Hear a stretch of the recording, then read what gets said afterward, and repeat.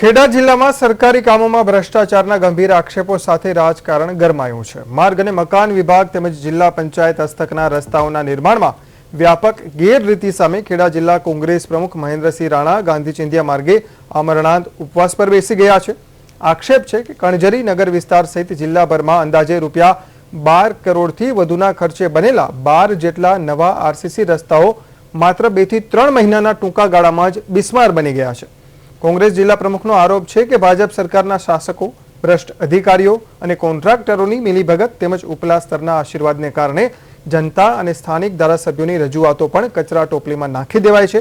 Collector અને ડીડીઓને વારંવાર લેખિત રજૂઆત કરવા છતાં તંત્રની ઘોર ઉદાસીનતા સામે આવતા આ આક્રમક પગલું ભરવામાં આવ્યું છે।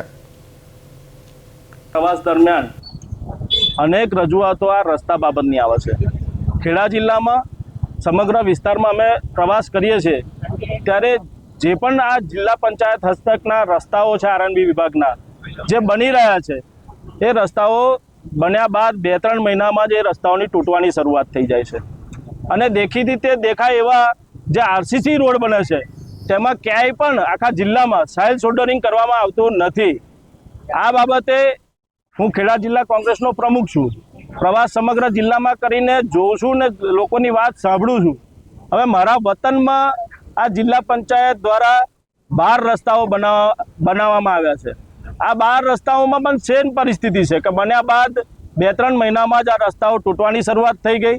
આજુબાજુ છે સાઇલ શોલ્ડરિંગ કરવાનું તો એ પણ કરવામાં આવ્યું નથી। આ બાબતે કાર્યપાલક ઇજનેરને રૂબરૂ બોલાવીને સ્થળ વિઝિટ કરાવી હતી। એમને જોયું, એમને માન્યું કે આ રસ્તાઓ અધૂરા છે, કામ થયું નથી, ભ્રષ્ટાચાર થયો